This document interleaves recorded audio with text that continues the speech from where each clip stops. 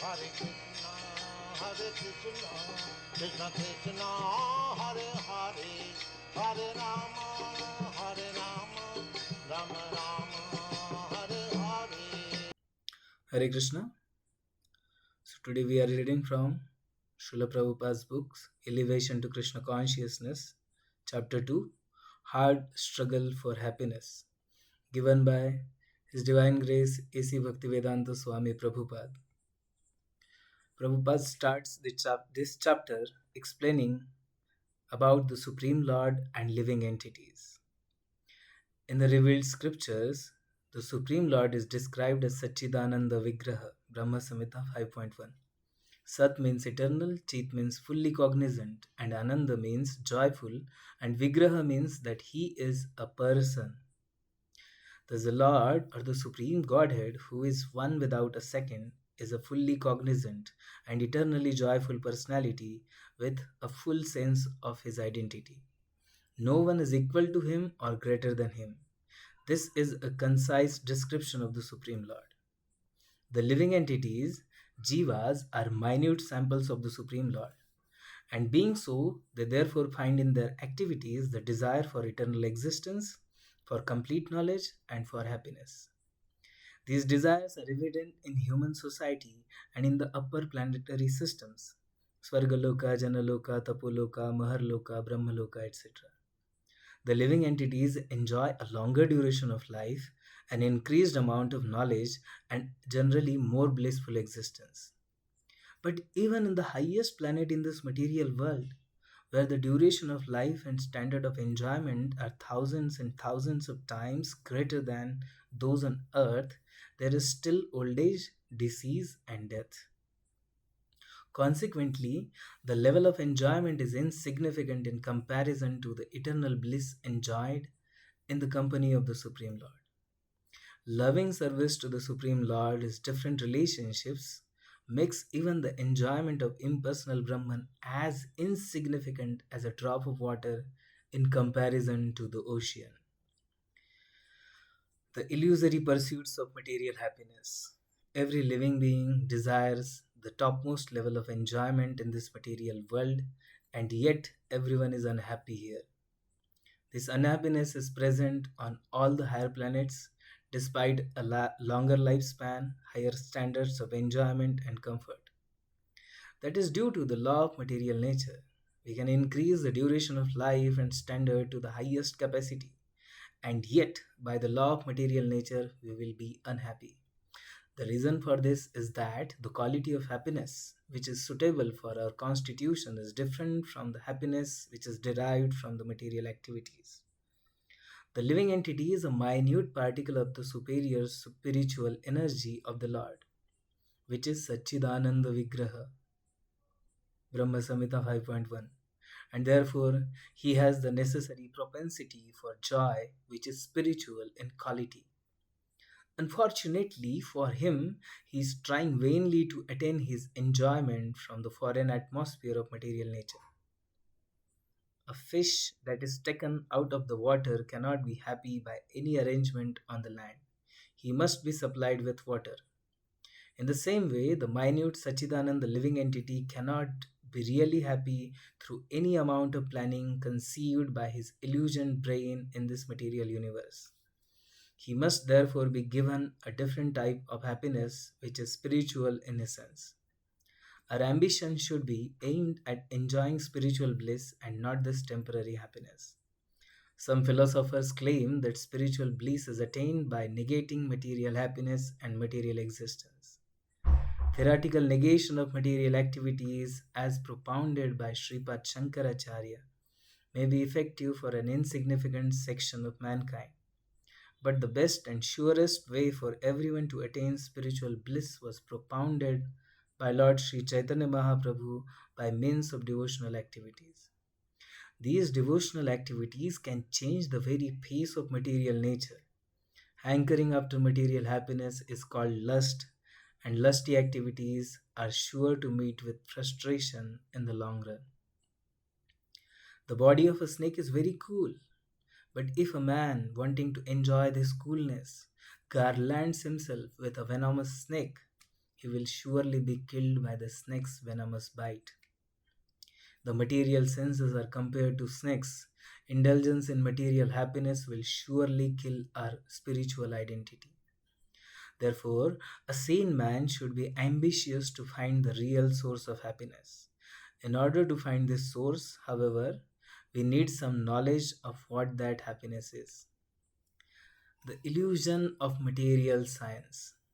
There is the story of the foolish man who had no experience with sugar cane.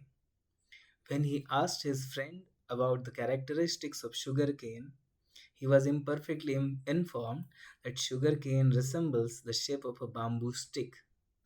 Consequently, he began trying to extract juice from bamboo sticks, but naturally he was baffled in his attempts. This is the situation with the illusion living entity,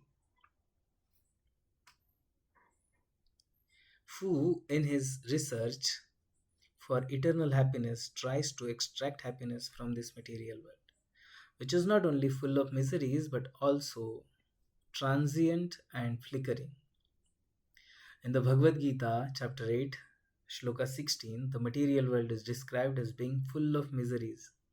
Abrahmabhuvanalokaha punar avartino jana arjuna mamupetya tu kaunteya punarjanmana vidyate. From the highest planet in the material world down to the lowest, all are places of misery where repeated birth and death take place. But one who attains to my abode, O son of Kunti, never takes birth again. The ambition for happiness is natural and good, but the attempt to derive it from inert matter by so called scientific arrangements is an illusory attempt doomed to frustration. Those who are befooled cannot understand this. How a person is driven by the lust for material happiness is also described in Bhagavad Gita, chapter 16, verse 13. Idam adyam maya labdham imam prapse manoratham idam asti idam api me bhavishyati punardhanam. The demoniac person thinks, so much wealth do I have today, and I will gain more according to my schemes. So much is mine now, and it will increase in the future more and more. Money, greed, and the illusion of peace. This atheistic or godless civilization is a huge affair contrived for the gratification of our senses. And now we are all mad after money in order to maintain this empty shell. Money is sought after by everyone because that is the medium of exchange for objects for sense gratification. Obviously, the expectation of peace in such an atmosphere of gold rush pandemonium is a utopian dream. As long as there is the slightest tinge of sense gratification or desire for sense gratification, peace will remain far, far away. This is because by nature we are all eternal servants of the Supreme Lord, and therefore cannot enjoy anything for our personal interests. It is therefore necessary for us to learn how to employ our senses in the transcendental service of the Lord, and to utilize everything to serve His interest. This alone can bring about much desired peace. A part of the body cannot in itself be independently happy. It can only derive its happiness and pleasure out of serving the entire body. The Supreme Lord is the whole, and we are the parts, but we are all busily engaged in activities of self interest. No one is prepared to serve the Lord. This is the basic cause for our conditioning in material existence and for our resultant unhappiness. The futility of selfish effort. From the highest executive in his scraper office down to the coolie in the street, all are working with the thought of accumulating wealth legally or illegally. Actually, it is all illegal. For to work for one's self interest is both unlawful and destructive. Even the cultivation of spiritual realization for one's own self interest is unlawful and destructive. The point is that all activities must be directed to the satisfaction of Krishna and his service. Those who are not engaged in transcendental loving service of the Supreme Lord wrongfully think that they are accumulating so much money day after day. Bhagavad Gita 16.12. आशापाशशतैर्बद्धः कामक्रोधः परायणः इहन्ते कामभोगार्थम् अन्यायेनार्थसञ्चयान्. Being bound by hundreds and thousands of desires, by lust and anger, they secure money by illegal means for sense gratification. Consequently, although there is no lack of money in the world, there is a scarcity of peace. So much human energy is being diverted to making money for the general population has increased its capacity to make more and more dollars. But in the long run, the result is that this unrestricted and unlawful monetary inflation has created a bad economy all over the world and has provoked us to manufacture huge and costly weapons to destroy the very result of such cheap money making. The leaders of the big money making countries are not really enjoying peace, but are making plans to save themselves from imminent destruction by nuclear weapons. Huge sums of money are being thrown into the sea by way of experiments with these dreadful weapons. Such experiments are being carried out not only at huge costs, but also at the cost of many lives. In this way, the nations are being bound by the laws of karma. When men are motivated by the impulse for sense gratification, whatever money is earned is spoiled. The energy of the human race is thus vested by the laws of nature because of man's aversion to the Lord, who is actually the proprietor of all energies. Wealth is worshipped and is referred to as Mother Lakshmi or the goddess of fortune. It is her position to serve Lord Narayana, the source of all the Naras or living beings. The Naras are also meant to serve Narayana under the guidance of the goddess of fortune. The living being cannot enjoy the goddess of fortune without serving Narayana, and therefore, whoever desires to enjoy her wrongly will be punished by the laws of nature. These laws will make certain that the money itself will bring about destruction instead of peace and prosperity. Misuse of money and human lust. Unlawfully accumulated money is now being snatched from miserly citizens by various methods of state taxation for the future civil and international war fund, which is spending money in a wasteful and destructive manner. The citizens are no longer satisfied with just enough money to maintain a family nicely and cultivate spiritual knowledge, both of which are essential in human life. Now, everyone wants money unlimitedly to satisfy insatiable desires.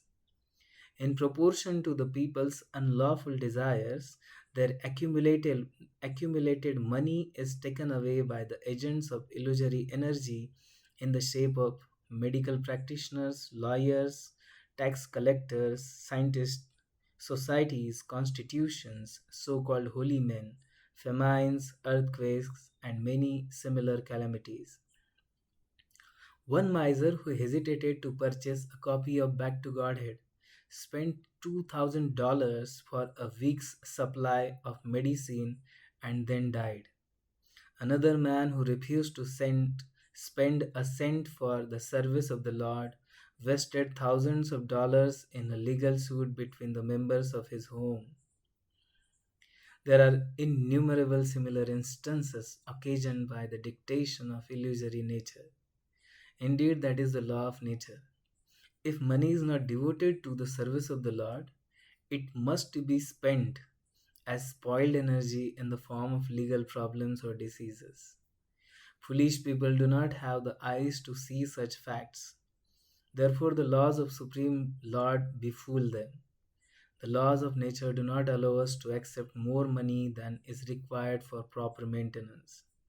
There is an ample arrangement by the law of nature to provide every living being with his due share of food and shelter, but the insatiable lusts of human beings have disturbed the arrangements set forth by the Almighty Father of all species of life.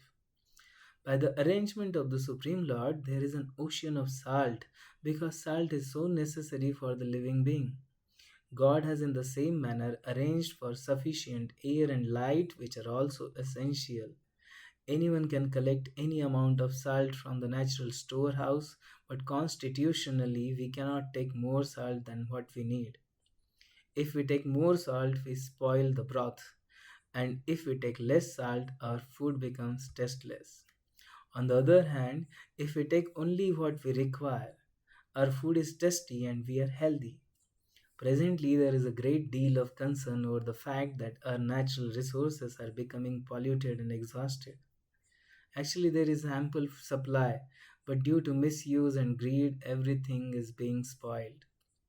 What conservationists and ecologists do not understand is that everything will continue to be spoiled by the insatiable lusts of mankind unless this Krishna consciousness process is taken up. It is impossible to have peace on any platform of existence without Krishna consciousness. Man is therefore suffering due to his insatiable desires and lusts. Not only is man suffering, but the planet on which he resides, his Mother Earth, represented in Srimad Bhagavatam by Mother Cow, is also suffering. Misguided philosophical views. Once a well known Swami in India was asked whether God or Providence is responsible for the suffering of humanity. The Swami replied that these sufferings were all God's pastimes or Leela. The questioner continued to ask why a living entity should be put under the dictations of the law of karma. The Swami could not answer these questions to the satisfaction of his inquirers. The monists and the impersonalists, who think only in terms of the oneness of the living entities with the Supreme Lord, cannot give satisfactory answers to such questions. Such an imperfect reply can hardly satisfy the heart of a living entity. The Lord is described in all scriptures as Leela Purushottam, or the personality of Godhead, who is by his own nature always engaged in transcendental pastimes. In the Vedanta Sutra, he is also described as Anandamayo Bhyasat, Vedanta Sutra 1.1.12. The monists and impersonalists try with great difficulty to explain this sutra in diverse ways in order to support their imperfect theory of oneness and impersonality. However, the fact remains that ananda, pleasure, cannot be enjoyed alone. That variety is the mother of enjoyment is a well known fact. Cities, for instance, are known to be attractive if they contain a variety of things. Living entities are naturally attracted by variety, by attractive streets, buildings, cinemas, parks, conveyances, businesses, employments, foodstuffs, etc. Despite all this variety, the English poet Cowper once said, "The city is made by man, but the country is made by God." The countryside is also full of natural variegatedness in a crude form, whereas in the city this variegatedness is displayed in a modernized scientific manner. Poets like Cowper are attracted to the variegatedness of the country, and prosaic people who live in the country are attracted by the colorful varieties manufactured by man. In any case, it is variegatedness which attracts people both to the country and the city. This is the proper explanation of the verse of the Vedanta Sutra. Misguided Swamis and material variegatedness. Many so called Swamis who are so frequently attracted by the cities often seek a kind of pleasure in society and feminine friendship. Generally, they are not attracted by the natural beauty of the woods. Although they may assume the dress of a man who is meant to live in the woods, Such Swamis are seeking varieties of enjoyment in matter because they have no information of the variegatedness of spiritual life. On the one hand, they enjoy variegatedness in matter, and on the other, they deny spiritual variegatedness to the Absolute. Because they are pledged to the theory of monism and impersonalism, they deny that whatever pertains to matter can pertain also to spirit. According to them, spirit is the denial of matter. The fact is, however, that spirit is not a negation of matter, but matter is a perverted reflection of spirit. The real pleasure of variety exists in spirit without deluding relativity. On the other hand, inert matter, in association with dynamic spirit, manifests a false representation of a perverted reflection of that very spiritual variegatedness. The spiritual variegatedness is so adamantly denied by the monist class of so called Swamis.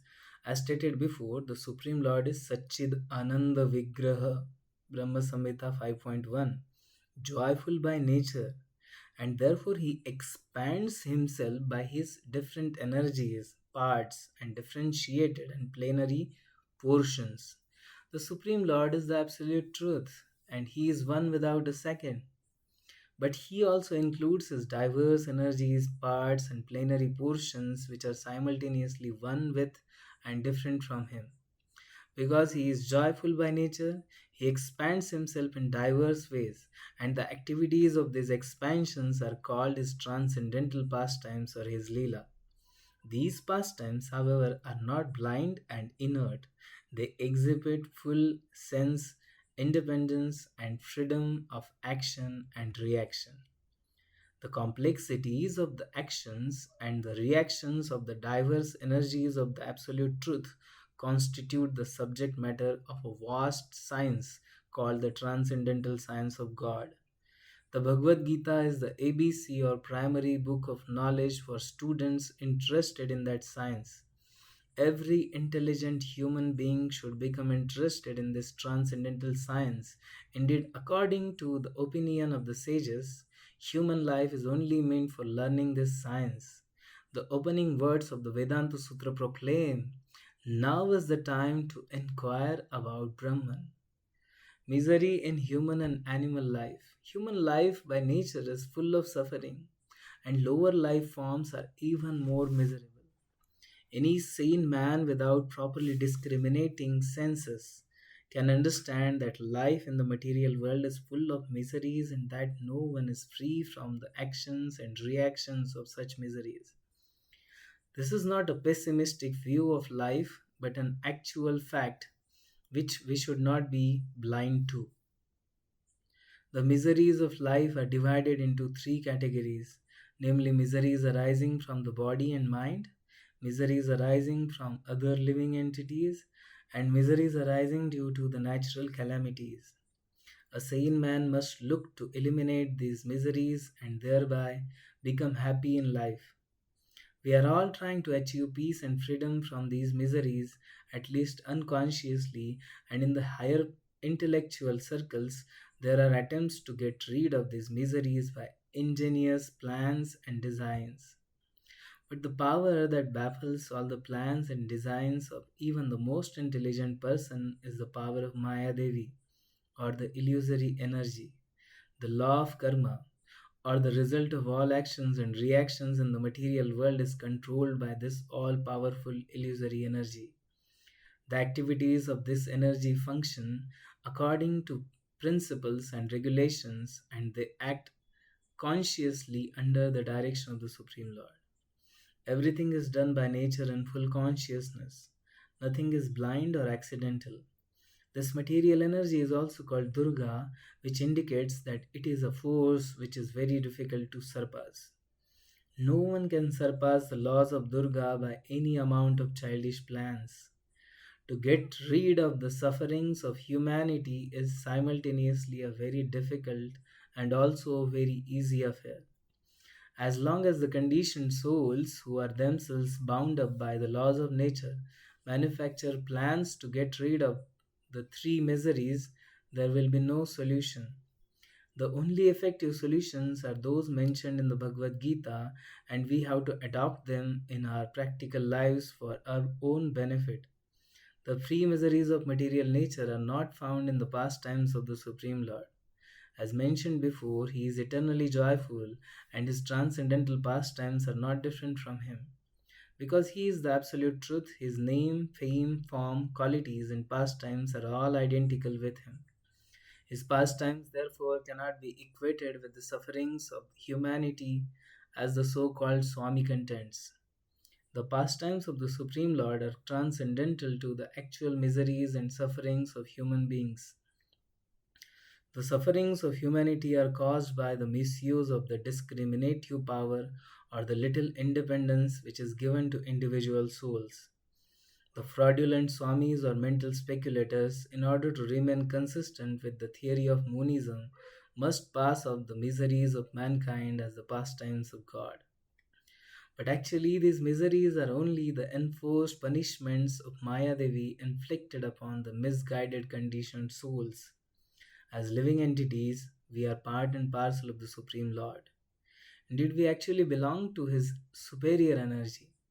As such, we may join His transcendental pastimes in our unconditioned state of life, but as long as we are conditioned by the laws of karma in contact with the inferior energy, our sufferings are our own creations, born of a gross misuse of our little independence. The impersonalist monists only misguide people by contending that the threefold miseries are a part of the Lord's pastimes. Such impersonalists and monists have misguided their followers because they incorrectly think that the Supreme Lord and the individual souls are equal in all respects. True, the individual souls are equal in quality with the Supreme Lord, but not in quantity. If the individual soul were quantitatively equal to the Supreme Lord, he would have never been subjected to the laws of material nature. Material nature is subordinate to the will of the Supreme Lord, and therefore he cannot be subjected to the laws of material nature. It is contradictory for the Lord to be subjected to the laws of his own inferior energy. Bhagavad Gita 7.7 says, Mattaha parataram nanyat kinchidasti dhananjaya mayi sarvam idam protam sutre manigana iva. O conqueror of wealth, Arjuna, there is no truth superior to me. Everything rests upon me as pearls are strung on a thread. Again, Sri Krishna states in the Bhagavad Gita 7.13, Tribhirgunamayair bhavair evihi sarvam idam jagat mohitam na bhijanati mamebhyah paramavyayam. Deluded by the three modes, goodness, passion, and ignorance, the whole world does not know me, who am above them and inexhaustible. The individual souls who are put into the miseries of the material world are suffering the resultant reactions of their unsanctioned activities. This is the verdict of Bhagavad Gita, chapter 16, verse 19. Tanaham dvishatah kruran samsareshu naradhaman क्षिपाम अजस्त्रम अशुभान आसुरिष्वेवयोनिषु. Envious, mischievous, the lowest of mankind, these two I ever put back into the ocean of material existence into various demoniac species of life. The parts and parcels are meant to serve the whole, and when they misuse their independence, they are subject to the miseries of the laws of matter, just as criminals are subject to police action. The state considers its citizens to be its part and parcels, and when a citizen misuses his relative independence, the state puts him under police custody, authority. The life of a citizen outside the prison and the life of a citizen within the prison are not the same. Similarly, the sufferings of the living entities within the prison of material nature cannot be equated with the pastimes of the Supreme Lord which exist in the absolute freedom of Satchidananda. No government wants its citizens to act in such a way that they must go to prison and suffer tribulations. The prison house is undoubtedly constructed by the state government, but this does not mean that the government is anxious for its citizens to be put into it. Indirectly, the disobedient citizens force the government to construct the prison house. It is not done for the pleasure of the government, which has to spend a great deal of money in constructing and maintaining it. On the contrary, the government would be very glad to demolish prisons altogether provided that there are no disobedient citizens in the state. In the same way, this material world is created by the Supreme Lord, but the Supreme Lord does not will that living entities be put in it. The living entities themselves make that decision. The residents of this material world are therefore different from those who are eternally engaged in the transcendental pastimes of the Supreme Lord. Transcendental knowledge and devotional service. The impersonal monists have no information of full fledged independent life in the eternal spiritual realm. According to them, the spiritual realm is simply void. This is like prisoners thinking that there is no life outside the prison. Life outside of a prison is certainly free from prison activities, but is not devoid of activity.